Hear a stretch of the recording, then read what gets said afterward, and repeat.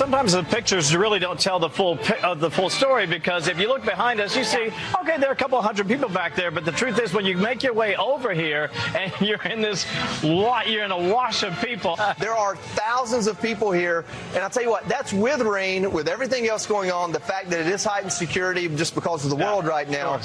It's really an awesome crowd, and it's people that want to be here.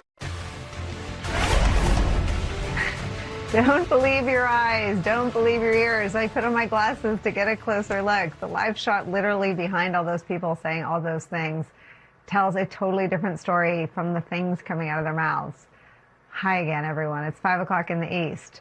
Donald Trump's long-awaited Freedom 250 Great American State Fair went off with a whimper this weekend, with what looked like dozens of people showing up for the event, which was plagued with problems, power outages, a shutdown Ferris wheel, extreme weather, and the cancellation of a performance by one of the only artists who stood by Donald Trump, other than Kash Patel's girlfriend, and that was part of Vanilla Ice.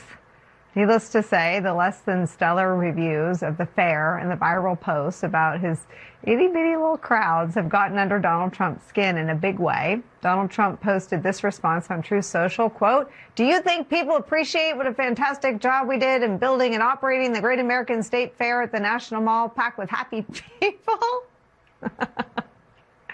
Oh my God, I can't believe I'm reading this. And everybody loving it. The president went on, "Ask yourself the simple question." The president of the United States switched to all caps. Quote, "Do you think that Obama or Sleepy Joe Biden could have done it?" The answer is, in Trump's post, no. The answer was like Obama did it last week at the opening of the Obama Center. But I guess in this case, Trump has a point. Obama has never in his life, like if Obama's motorcades draw bigger crowds for OTRs, trips that aren't even announced. But it was all part of a weekend that did little to turn around Donald Trump's political fortunes and dispel the belief among Americans that Trump is obsessed on himself and his vanity projects, more so than he is on the concerns of the American people or his own coalition, who are screaming at the top of their lungs about the economy and about a very unpopular war in Iran. As the deal to end that war with Iran, one of the main drivers of Trump's cost of living crisis all but collapsed, Trump appeared to be more focused on the national monuments / golf course tour. There's now a golf course on the agenda, and his apparent plan to plant 47 trees in his own honor, like in honor of him, according to new reporting in the Washington Post. And if you thought it couldn't get any worse, Vice President J.D. Vance bailed. He wasn't around to pick up any of the slack or absorb any of the embarrassment, saying, "Oh, they rejected me, not you, Donald." He was promoting his book. He was on a book tour. This is all real. Donald Trump and his administration embarrassing themselves and our country by doubling and tripling down on self-aggrandizement as Americans can't afford to pay their bills and fill up their tanks with gas. It's where we start the hour with some of our most favorite reporters and friends. Scott MacFarlane's here. He's the chief Washington correspondent for Midas Touch. Also joining us, New York Times investigative reporter David Fahrenthold is back with us. And Puck News senior political columnist and national affairs analyst John Heilemann is here. Heilemann, I'll start with you for some framing on this. Like, it doesn't read as real. I read this and I like, is this AI? Is this really what they're doing? And I thought about the book that I know you and I have been through, the regime change reporting, where one of the closest people to Donald Trump is this woman, Natalie Harp, who helps create this altered reality for Donald Trump. But what is the issue here, where like he actually thinks that it's his job to make up lies about the reflecting pool, put on at taxpayer expense sparsely attended celebrations that are so politically poisoned, no normal people want to be a part of them, and build things in his own honor when he couldn't even line a frickin' pond? You always give me the good questions, Nicole, where it involves like some combination of speculation, psychoanalysis, and a tiny little bit of political analysis. I think Natalie Harp that's perfect for you. is the I totally agree. This is why I come on the show, because it's like, right, that's my strike zone right there. It's a very small strike zone, but that's my strike zone. I keep thinking about the fact that, you made this point about how Obama did exactly, had brought out, U2 and Bruce Springsteen and all these people to play, this Stevie Wonder to play in Chicago last week. And you can't really blame Trump for not knowing about that, right? I mean, you can't blame him. I don't think he knows about it. Don't you think that's the deal? It's like that's such Natalie a good Hart point. is not. She like turned off all the TVs. Like, don't unplug the cable. They're not on the networks he watches. Yeah. He's watching other networks. And Natalie Hart, the human fax machine, the human printer, is not printing out stories to please the boss about, hey, look at Barack Obama's lineup, right? I think I think the bubble of delusion. I mean, look, you and I both think that Trump's mental acuity is declining pretty precipitously. We also think he has various kind of psychic things that I'm not qualified to diagnose seriously, but has various kinds of syndromes and pathologies that in combination with the information bubble that a lot of presidents do get into, right, where they lose touch with what's really going on out there. And I think that combination is part of what explains the other things you're talking about that are more serious things, right? Because the reality is that we did on this show a few weeks ago when Trump had the drawings of the Golden Ballroom, right, that was replacing the East Wing. And the most amazing thing about those drawings was not the drawings, was that he had them on his lap and he had invited reporters in holding them to up, boast about them, as if he didn't understand that it was politically toxic. And the Donald Trump of 2015, 2016, that Donald Trump wouldn't have been like that, right? I mean, Donald Trump knew his base, knew what working class voters, he had a fingertip feel for what voters wanted. That's why he won in 2016. And he still even had it to some extent in 2024. Again, you can dislike him all you want. There's plenty of room for that. But he had a fingertip feel for what millions of Americans wanted. I think the fact that he has lost that is illustrated in 100 different examples. This last weekend was one of them. The Golden Ballroom boasting about these pictures as if like somehow this was the thing that was going to heal him politically is another sign that, again, he's in a profound bubble, somewhat self-created, somewhat I think the product of his own mind, somewhat the product of the circumstances in which the velvet prison that he's built around himself, and people like Natalie Hart, who knows if she actually ever gave him a representative bunch of what the news coverage was, she would be fired if not imprisoned, right? And whatever kinds of cognitive decline he's suffering is the kind of magic admixture that has led to this period that, and I got to tell you, you got to stop saying this thing about how you check to see if it's AI. The rule now, Nicole, like with Jonathan Swan and Maggie Haberman, who said, when the White House says something, our presumption is they're lying until proven otherwise. I think you have to presume that the most ridiculous things that you see, that those things are real until they're proven to be AI, as opposed to the other way around. Because that is just what we're seeing over and over again. I mean, the more ludicrous it is, the more likely it's true. Yeah, I mean, and look, David, I mean, the Times had some phenomenal reporting. We had Luke Broadwater on at the end of the week on Friday. His byline was one of the bylines on it. I mean, we don't even know how much redecorating of the White House and the monuments and the mall that's planned. But I don't say it facetiously. Like, he could not adequately source a bid to effectively and successfully line the reflecting pool. And we think he's going to build an arch through which cars will drive. I mean, that's insane. That is absolute insanity. And I wonder if we are really so devoid of checks and balances on the public safety side that he's just going to bulldoze all of D.C. Well, there's two interesting things at work here. One is that, every president in their second term gets frustrated with their inability to change things domestically. They move to foreign policy where they have more a free hand. Trump did that, and it worked in Venezuela. It didn't work in Iran. Now he's taken another step inward, which is he's going to try to change the things within like 3 miles of his house, where he does have more power and he has a very pliant Interior Department, that there are less checks and balances to stop him from doing things on the mall. But there's something really interesting at work here, which is that the things that Trump wants done the most are often, in this case, the things that are done the least well. And the reflecting pool is a great example of that. The Great American State Fair, where I just came back from, is another example of that, because they get handed out as no-bid contracts, or they given to allies or toadies or yes men, and they just do it fast and don't ask any questions, don't do any of their own independent thinking. They just want to rush to please Trump and do exactly what he said. And it comes back to bite him. It came back to bite him with the reflecting pool. It's now coming back to bite him at the Great American State Fair, that nobody underneath him feels like it's to their advantage to take 2 seconds to think about what he said, to push back, to offer alternatives, to even seek competing bids. They just want to go as fast as they can. And you see how quickly it turns into them stepping on a rake. I mean, Scott MacFarlane, there is a really sort of macabre apples to apples that you can draw. I remember during COVID, he wanted to have a rally. I think it was in Tulsa, and there were COVID restrictions in place. He wanted them all overridden. His staff was forced to pack an indoor arena. Allies became extremely ill after that event. But because he wanted the room packed, and because he had a sense that looking like his events were sparsely attended, even in the throes of the deadly COVID pandemic, the arena was packed.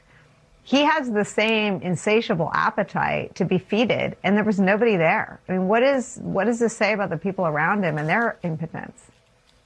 It was indeed Oklahoma in 2020 where that happened, and his fixation on crowd size has been one consistent portion of the Trump presidency, 1.0 and 2.0. And I feel like all of this was doomed to fail at the Great American State Fair the second Milli Vanilli canceled. Only bad things happen when Milli Vanilli cancels on you. It is going to be a chapter of the story of Trump that's titled Milli Vanilli canceled on Trump, but he persevered. Yes. Here's the thing, Nicole. I've got an official document here. I've got a Post-it note that lists all the important dates coming up soon on Trump vanity projects. It's put up or shut up time, July 8th. He's going to be in court, or his Department of Justice will be in court on the slush fund. July 9th. The Department of Justice, Nicole, on July 9th has to actually put on paper what it says people did at the reflecting pool. That's the deadline to charge people either with minor water touching or some type of felonious box cutter assault. Then mid-July, he's got to answer for the tarp on the Kennedy Center. The judge wants to know why the tarp is still up there when the tarp's coming down. There's an Epstein file deadline this week. Todd Blanche is testifying. All this stuff is going to come back up again and again. It's Vanity Project month in July, with or without Milli Vanilli. I love that. I mean, and the reason we're laughing, I guess, at him is because Milli Vanilli was his idea. And I wonder, Howman, how much of, where are we heading? I mean, we're now, as I think Scott puts it, like the half of Milli Vanilli that's still alive didn't show up. Like, that's where we are in the Trump story? Yes, that's where we are on the Trump story. That is exactly where we are on the Trump story. And you're going to end up with the last remaining Backstreet Boy playing at the next big Trump event. I do want to, Nicole, go back to something you mentioned in the top that we didn't stop to talk about, which is the planting of the 47 trees. And, there are so many things to say about it, but it is the case that the man who uprooted and destroyed the White House Rose Garden now feels as though there's some kind of symbolic consonance with the notion that he's going to go out and plant 47 trees.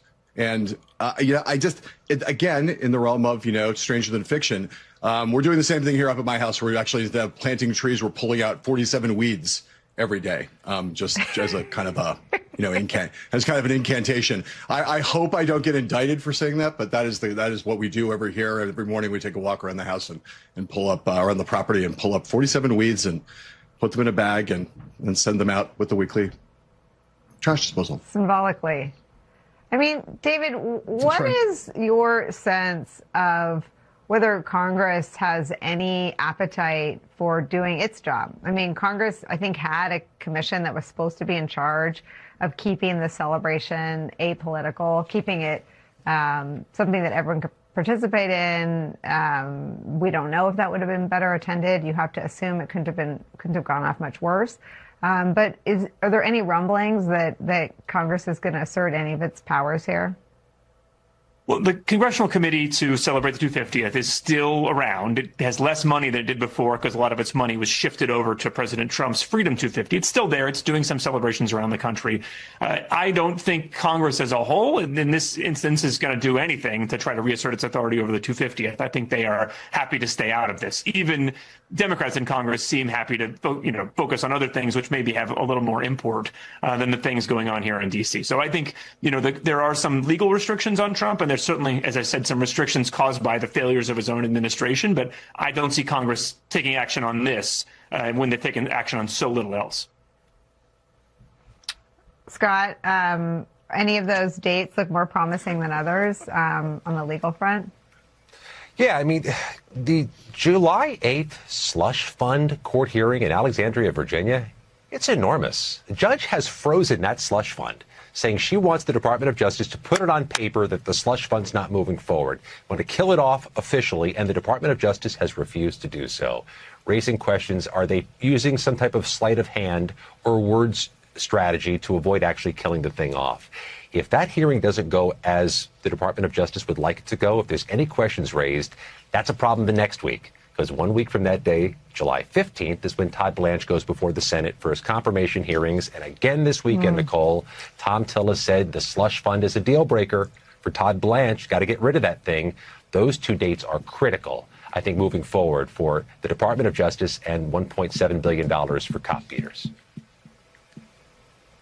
Unbelievable. You couldn't make any of this up. Also ahead, you guys are going to stick around. Ahead for all of us, it's another breathtaking example of apparent self-enrichment in a presidential administration where self-dealing is the thing. They've made it normal. Brand new reporting in the New York Times on how Donald Trump's kids, his sons in this instance, stand to benefit financially after the Trump administration signed a massive mining deal with Kazakhstan.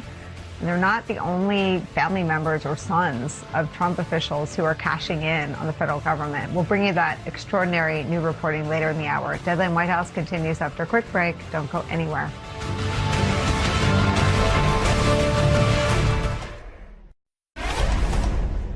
He's just trying to exercise control over the Republican Party. And this is how cults, political cults and religious cults work, that you have to accept the lies of the leader. And he uses that as a litmus test for political loyalty. And that's really what's going on to get everybody behind him. So when he tries his next caper, his next attack on our constitutional democracy, he will have people behind him, because what he cannot tolerate is any kind of free thinking and actual interaction with the real world.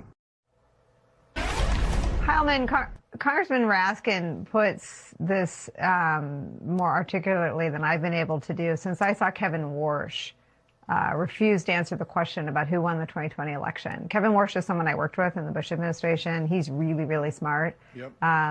Very, very normal, more than normal, like an exceptional person, like on that side of the aisle. For Kevin Warsh to sit there and not say who won the 2020 election affirms what Jamie Raskin is saying, and it's what he's talking about. And it's not Donald Trump anymore. Like, if people are staring at the wrong part of the story, he's wanted to indict Comey since 2017. The story is that he finally has in Todd Blanche someone who'll do it. The intel story, too. It's not about what Donald Trump wants intel to do. Trump was attacking his intelligence heads. By 2017, he fired Comey in, I think it was January of 2017. It's about Bill Pulte and what he's willing to do to agencies just not designed for political hacks. How do we sort of move or shift our gaze?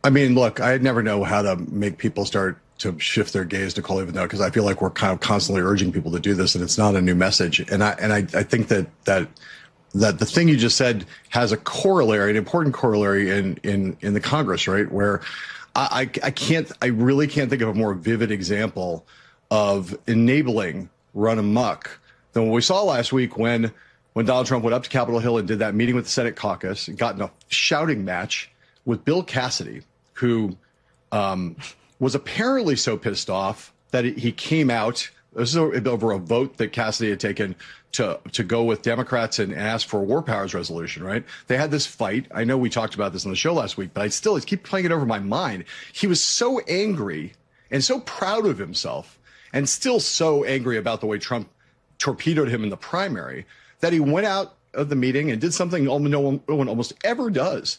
He stood in front of a microphone on the record and basically recounted the fight they'd had in the meeting and basically said, I'm not going to take it. I was not going to take it. I stood up for myself. I'd do it again, et cetera, et cetera. And for a minute there, you're like, well, I guess Bill Cassidy finally found his balls, you know? And then a few hours later, he changes his vote. Those two. Yeah. And then a few hours later, he changed his vote. And that's, to me, that's the thing about this enabling thing. We're having the enabling is happening it is happening inside the administration, is happening outside the administration, right? And then all of it, the enablers, ultimately, I think, will be the story as much or more than Trump himself.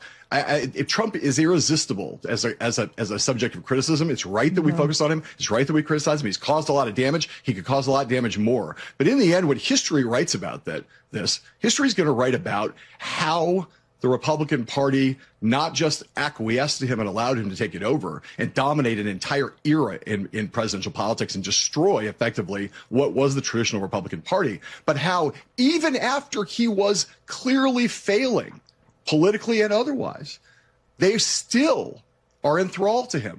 And as I say, I think Bill Cassidy is the best example of that. And the people you named on the inside are just like there were still some people in Congress who stood up to Trump in Trump 1.0, and there were still some people inside the administration who stood up to him in Trump 2.0. And you can imagine why there would be more capitulation after he won an impressive victory in 2024. But that is 18 months ago, and his numbers suck. And his power and leverage over people is less than they've ever been, and yet they still bow down before him and enable his increasingly lunatic ideas.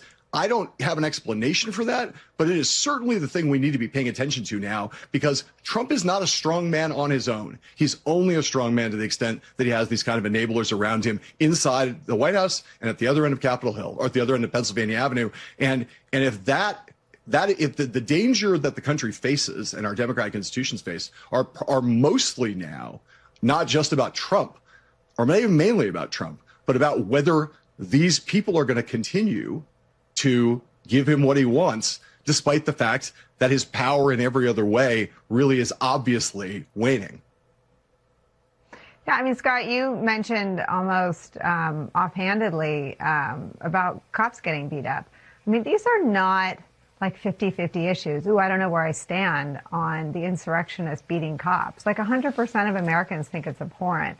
The plot twist here is that Trump convinced some sliver of them that it didn't really happen.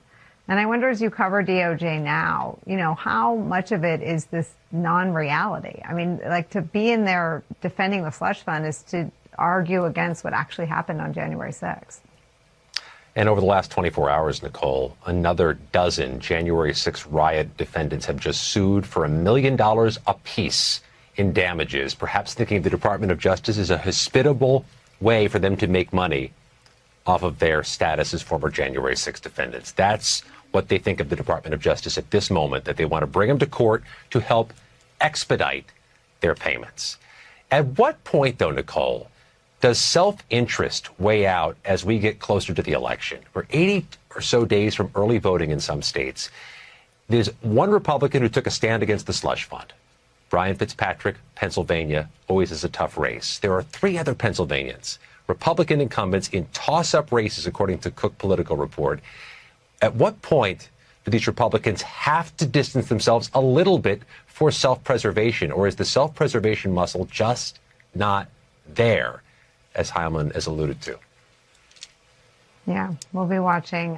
Scott, thank you so much for your reporting. David, thank you so much for your reporting and for joining us and for starting us off. Heilman sticks around a little bit longer. When we come back, a deeply reported new investigation in the New York Times underscores how the sons of Donald Trump, Eric and Don Jr. are their names, and people in the Trump administration are benefiting financially from deals Trump's making with foreign governments. It is so far beyond the realm of anything that has ever happened before.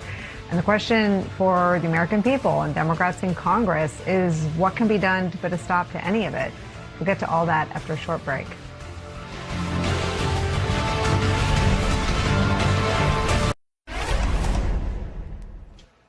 Each deeply reported account of self-dealing from the Trump White House seems to get more brazen than the one that came before it. The New York Times has now reviewed a number of federal filings and is out with an extraordinary piece of investigative reporting that details the latest way that Donald Trump's family and allies appear to be profiting off Donald Trump's policy decisions as president. It involves a $1 billion mining deal with Kazakhstan, and one that both Trump and Commerce Secretary Howard Lutnick's sons stand to profit from.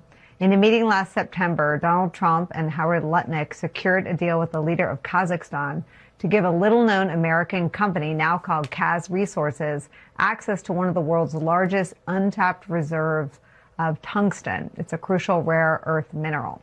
Here's where the apparent self-dealing comes in. According to the New York Times, weeks after that meeting, quote, investors with a firm called Dominari Securities, which is housed at Trump Tower in New York and partly owned by the president's two eldest sons, Donald Trump Jr. and Eric Trump, joined with other partners to take a 20% stake in the corporate entity related to the Kazakhstan project.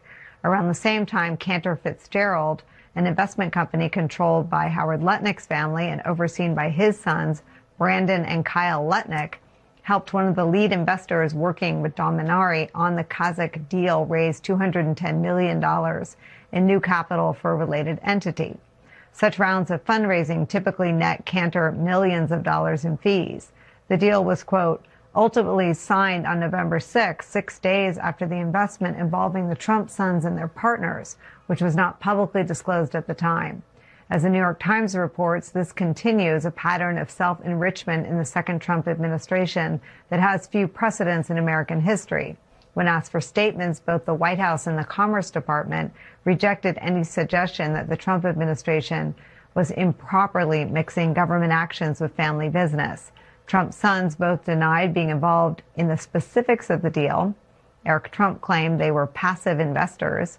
A Cantor Fitzgerald spokesperson said that company's executives were not involved in discussions related to government funding. And Dominari Securities didn't respond to the Times request for comment.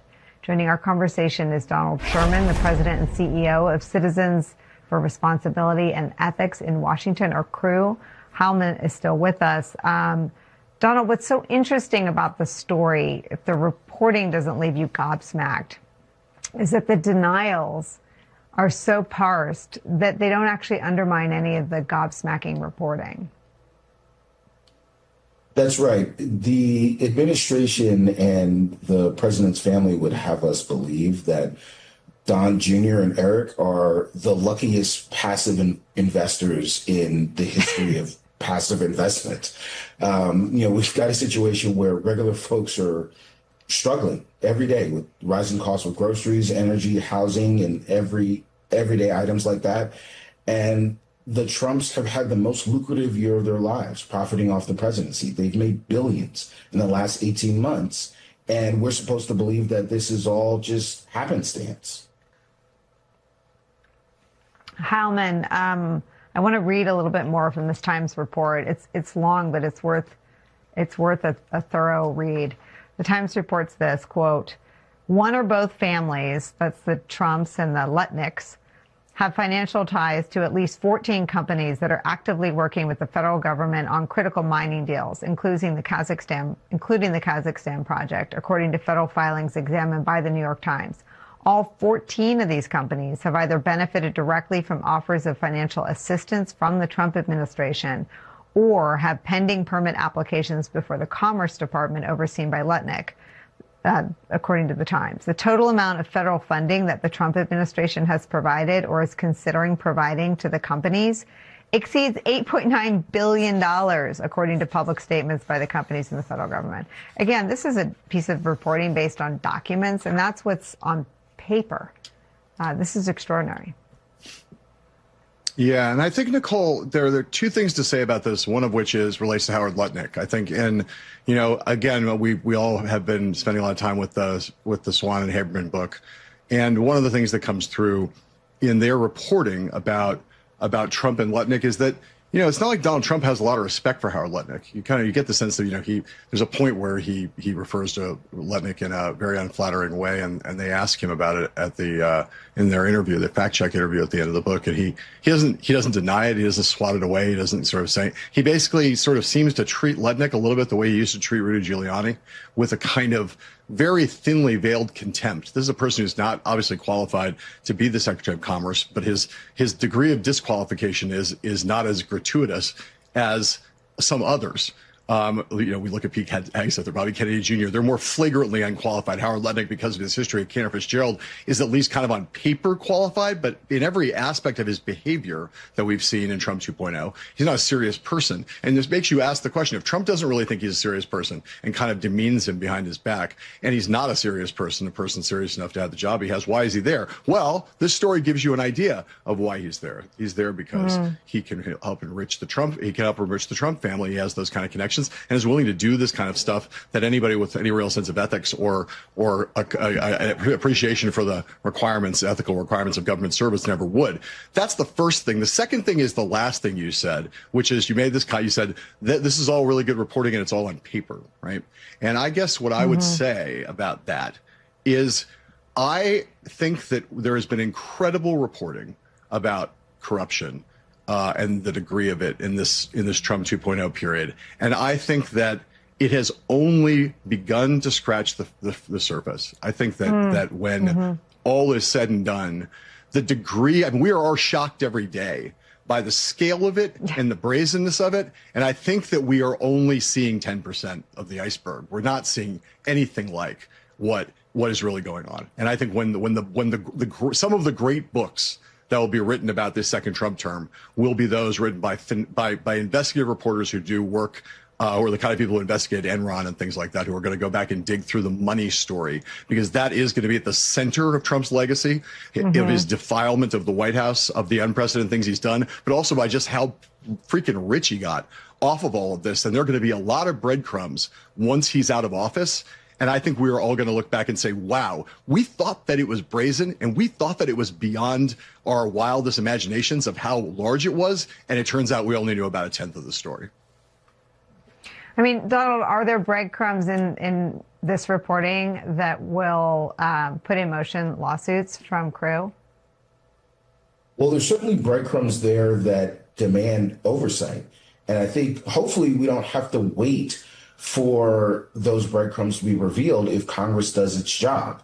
There are details there, and there are strings that should be pulled, including around the timing of these deals, the timing of Cantor Fitzgerald's financial relationships with some of these companies, the timing around the Trump sons' investments in these companies that demand oversight right now. If Secretary Lutnick was involved in greenlighting a funding deal that financially benefits a company that his sons own, that would likely violate the ethics rules for executive branch employees.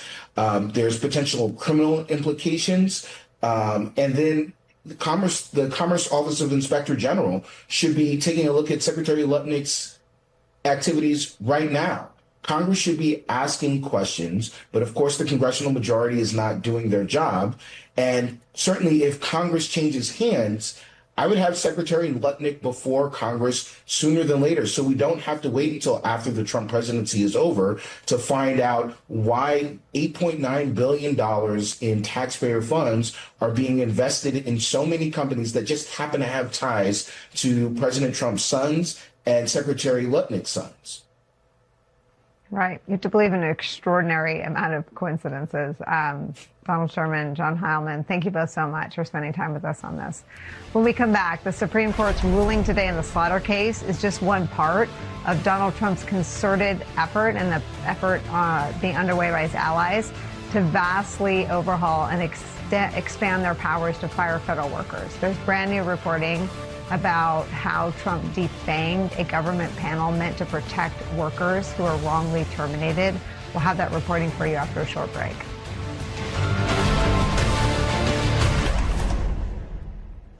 Donald Trump's obsession with an all-out campaign to expand his executive authority and fire federal workers at his own will has been assisted by a number of consequential decisions. There was a Supreme Court decision today that we've covered, but also a ruling by a little-known board meant to stop civil service politicization.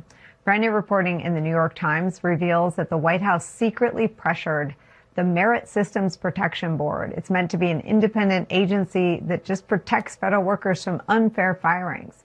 The board made a decision that, quote, backed President Trump's assertion that he has broad authority to reshape the executive branch as he wants. That ruling broke with decades of precedent, accepting the White House argument that Article 2 of the Constitution gives Trump the power to dismiss officials without due process. Let's bring in the reporter behind that story, New York Times investigative reporter, MS Now contributor Mike Schmidt. Mike, let me read one more paragraph from the story and ask you if this was part of the Comey obsession as well. You write this: unprecedented firings were taking place across the government, in some like the ousters of Maureen Comey, a Manhattan federal prosecutor and the daughter of the former FBI director. The Trump administration cited the president's Article 2 power, offering no further explanation. Last September, Ms. Comey sued to contest her firing. She argued that her case should be heard by a federal court, in part because the Merit Systems Protection Board, quote, cannot and does not function as intended. In her particular case, she said the board would be especially handicapped given its long-standing reluctance to weigh in on the president's Article 2 authority. Was this effort to sort of corrupt this board designed to protect federal employees the reverse engineering to make it easier to fire Maureen Comey and others like her? Or was this just a part of Project 2025 and the effort to reshape the government? We don't know. And that's one of the problems when you start to attack independent bodies and you start to try to sway them. It creates an appearance of an issue. So the MSPB, the Merit Systems Protection Board, something I knew very little about before I worked on this story, is, as you said, supposed to protect federal workers from being fired unfairly. One of the things about Donald Trump and his first and second administration is that we get to see into parts of the government that we usually don't see into and learn about. In this case, the Merit Systems Protection Board was set up after Watergate. It's supposed to be there as a check to make sure that people in the civil service don't get fired for political reasons, or unfair reasons. They're supposed to operate like judges. Now, they're not in the judicial branch, they're in the executive branch, but they're supposed to be treated like judges. And when you have a judge, one party is not supposed to go meet with one side without the other one present. But in this case, the White House met with the leader, the interim leader of the Merit Systems Protection Board, to tell them about their opinions and how they thought the Merit Systems Protection Board should look at the case. They made a point in the meeting of saying, we're not telling you what to do, but they privately had a meeting with this person who was supposed to be a judge to tell them, their point of view. The White House later told us this was a job interview for the person. Let's just put that aside for now. The Merit Systems Protection Board then went ahead and made an extraordinary decision in which they sided with the Trump administration, and they basically ruled in a way that would defang the Merit Systems Protection Board going forward and give Trump the ability to replace people in the federal government. Why is that important? One of the jobs that they could zero in on was federal prosecutors. This would allow them to fire federal prosecutors and to have more of a hold on who a federal prosecutor is. Why was the board so easily corrupted? Well, look, we don't know why the board totally makes the decision why they did. But to your point about when a board meets with someone in private like that, that's party to a matter. It allows people like yourself to say, well, why was it corrupted? Because you can't see into the process. There's a reason that when you're at a trial, one side just can't go secretly meet with the judge and tell the judge what they think the judge should do. And because of that meeting, it creates this appearance, which is like, okay, well, what really happened here? Was this a decision that was based on the law and the facts, or was this a decision that was based on politics? And that is a larger question that sort of it encompasses a lot of what the Trump administration does, especially on the law enforcement side. Are decisions being made on the law and the facts, or are they being based on politics? And one of the issues is that Trump and those who work for him in his second term behave in a way that allows for that perception to be a very, very valid and open question. Why is the government doing what it's doing? Why is it using its power? Is it using its power for political reasons, for vengeance, or based on the law and the fact? And just another road that leads to the politicization and weaponization of DOJ, of prosecutors. It's an incredible piece of the puzzle. Mike, thank you so much for joining us to talk about your reporting. One more break. We'll be right back. If you want to understand exactly how we got here, how we got to this point in the history of our country, and you can only talk to one person about it, you should think about talking to Eddie Glaude. He's one of my go-to guests in big moments and breaking news, but right now he's out with a timely and important new book about how America celebrates its anniversaries. Take a listen to some of our conversation from this week's new episode of the Best People podcast.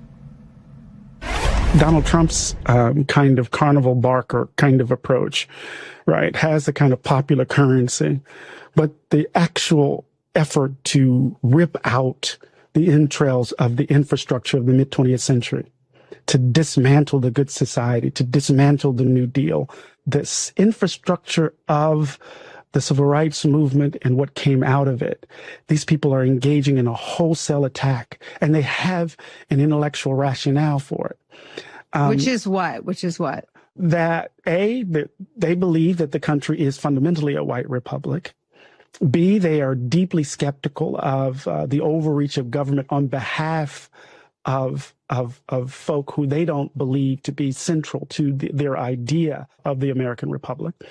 And to be honest with you, they hold a view of the founding. This is a kind of small point, but they hold a view of the founding where America's perfection was secured in its beginnings. To hear more of our conversation, just scan the QR code on your screen right now or download The Best People wherever you get your podcasts. Be sure to let me know what you think on Instagram or Blue Sky. One more break. We'll be right back.